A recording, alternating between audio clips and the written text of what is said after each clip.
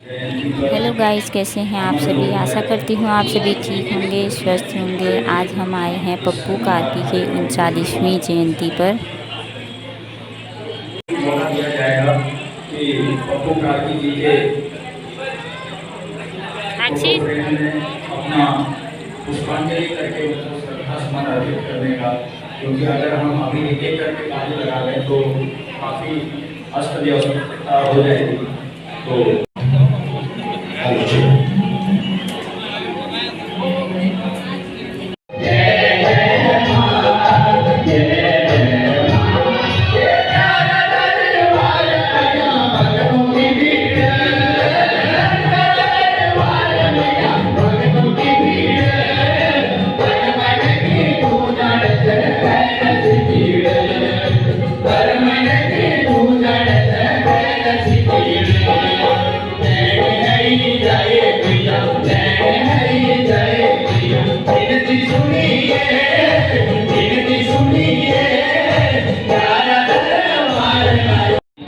जो गीत सिर्फ उत्तराखंड ही नहीं बल्कि देश दुनिया में बसता है, ये इन्हीं के द्वारा लिखा और गाया गया है। बाट लागी बारात जैसा मार्मिक गीत जो जब शादी ब्याहों में, जब ब्योली शादी के बाद ससुराल के रास्ते लगती है, तो उस पर इन्होंने एक मार्मिक सा गीत लिखा था, बाट लागी बारात। और तिलका तेरी लंबी लटी, जो कि आज भी बहुत जगहों पर बजता है, वो गीत भी उन्हीं के माध्यम से गाया और लिखा गया है। और कविता कार्की जी उनका स्वागत और उनको सम्मान दे रही हैं, और जोरदार तालियां होनी चाहिए, क्योंकि इनका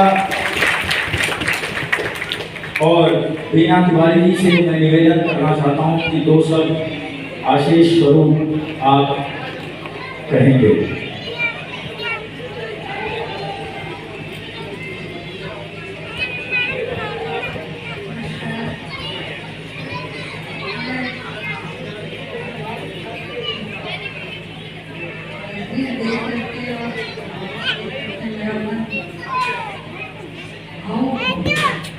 जिस सितारे को अभी आगे बहुत चमकना था, वो सितारा समय चला गया।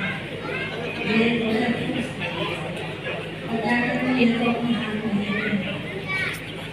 भगवान से प्रार्थना करती हूँ, छोटा बच्चा जो प्रतिभाशाली है उसको आगे की दिशा में दे, और ईश्वर उसे स्वस्थ और सुरक्षित रखने के लिए भगवान को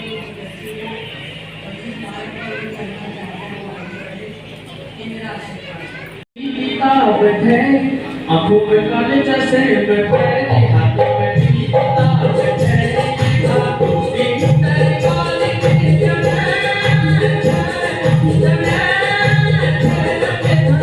क्या भली बात क्या भली बात आंखों में काले जैसे बैठे, हाथों में भी किताब बैठे, आंखों में काले जैसे बैठे, हाथों में भी किताब बैठे।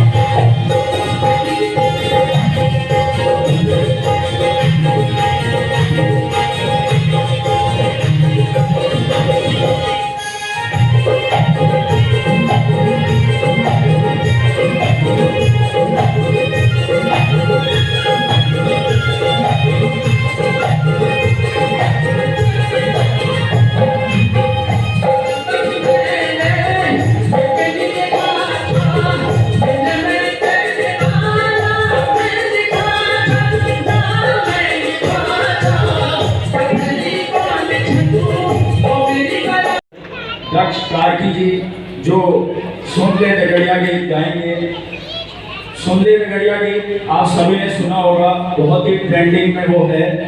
और जब पप्पू कार्की जी के साथ जब ये दुर्घटना घटी तो उसके बाद लगभग हर एक फोनों में ये गीत बज रहा था, सुन ले रगड़िया।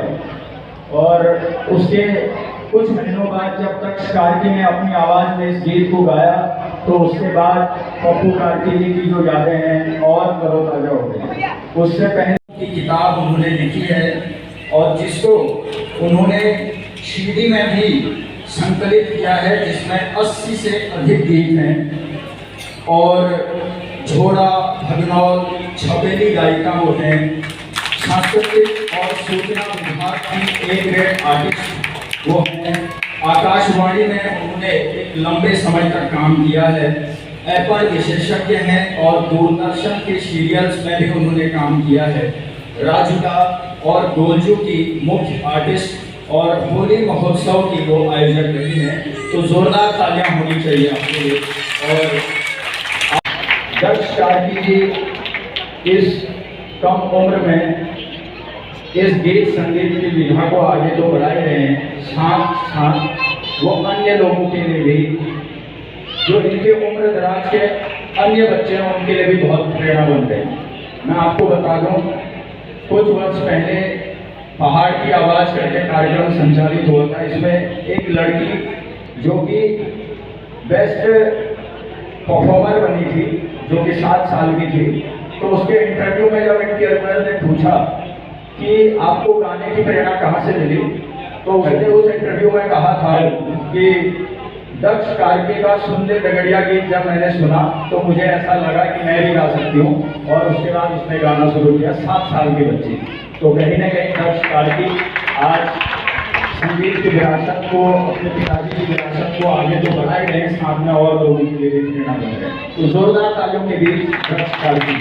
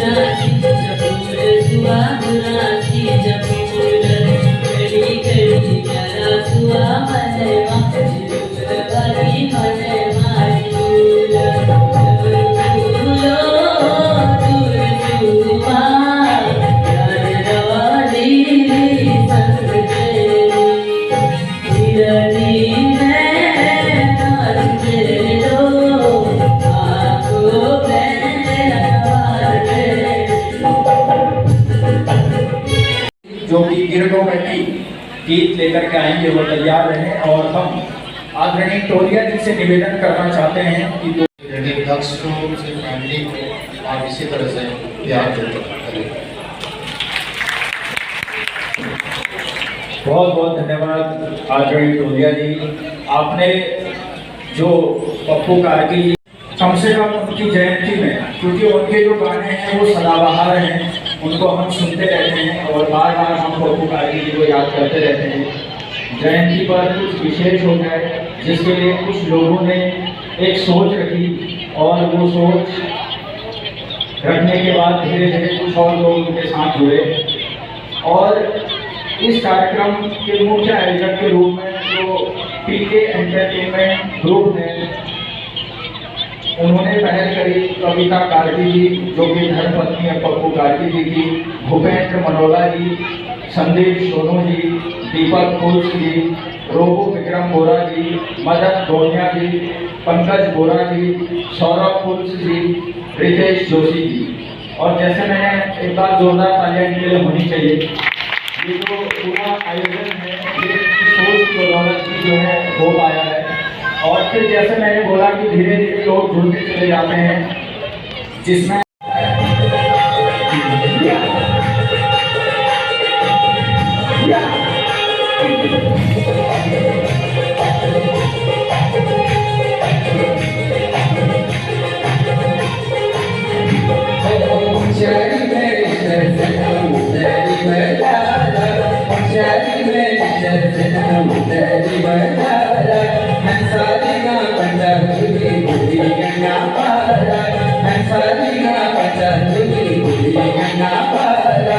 मेरी गोपति ओए ओए मेरी गोपति मुझके चौका दे मोनी मंदिरा मेरी गोपति मुझके चौका दे मोनी मंदिरा पूजी के छुपे टूटी धारे माँ पूजी के छुपे टूटी धारे माँ बूढ़ी बेटी देख चांदर तुम्हारे निवेदन है कि आप मंच पर आए और कुसुम पांडे जी को सम्मानित करेंगे। और कुसुम पांडे जी जो कि कला के क्षेत्र में बहुत सुंदर काम कर रही हैं, इनको कई पुरस्कार भी मिले हैं और 2022 में ललित कला अकादमी संस्कृत मंत्रालय भारत सरकार द्वारा कला के क्षेत्र में उत्कृष्ट कार्यों में कुसुम पांडे जी को विज्ञान भवन नई दिल्ली में तत्कालीन उपराष्ट्रपति नायडू जी द्वारा 62वें ललित कला अकादमी पुरस्कार से सम्मानित करा गया। और इसके अलावा G20 सम्मेलन रामनगर में इन्हीं की अध्यक्षता में रंगीन आर्ट सेंटर टीम द्वारा रामनगर की दीवारों पर उत्तराखंड की संस्कृति को दर्शाती हुई कलाकृति बनाने का कार्य इन्हीं के निर्देशन में हुआ था। तो जोरदार तालियों से दो सब आप। नमस्कार। पहला और अमर लोक गायक श्री पप्पू कार्की जी को उनके जन्म दिवस पर ढेर सारी शुभकामनाएं और नमन करते हैं। एक ऐसा लोक गायक हमारे उत्तराखंड में जो सदियों तक याद किया जाएगा और अपने गीतों के माध्यम से हमेशा हमारे दिलों में राज करेंगे।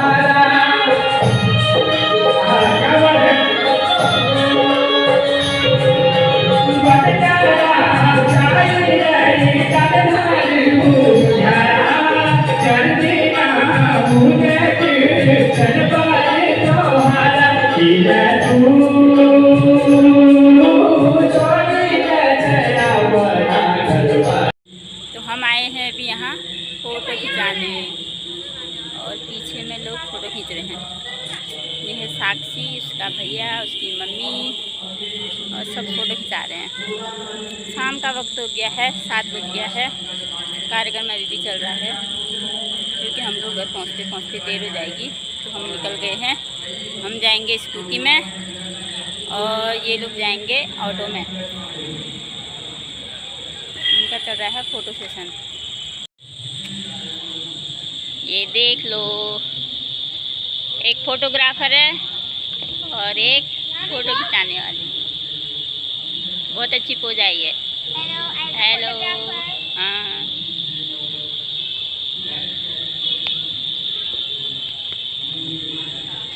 ये तो सबसे अच्छा पोज दे रहा है। ये देखो, ये गुड बॉय है। ये कभी कभी हल्ला कर रहा है। शाबाश।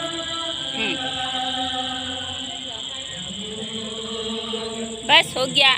तो हम निकल गए हैं वहाँ से अब, और हम घर को जा रहे हैं अब।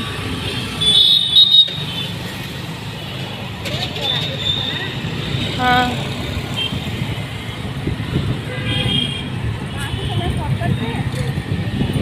जो सबसे छोटा रास्ता होगा।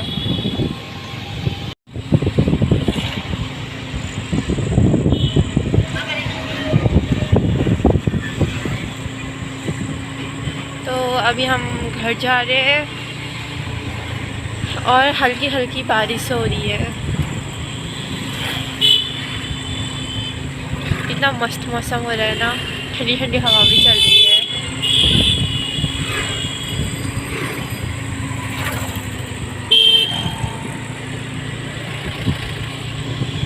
देख लेना, आपने ब्लॉग पर आपके ब्लॉग पे कर दिया, हद हो गई। 8 बजने वाला है और ये लोग बाहर घूम रहे हैं। इनसे ज़्यादा सब्सक्राइबर मेरे होने चाहिए, सुन लो। हाँ, वैसे दिख भी नहीं रही है बिल्कुल भी, बारिश में भीग रहे हैं लोग। मेरी छाता ये 8 बजने वाला है, शाम का समय है और ये ऐसे मैं भिगा रहा हूँ, मैं तो भीग जाऊंगा, वाटरफॉल आ गया। और हम भी बुरी तरह भीग गए हैं।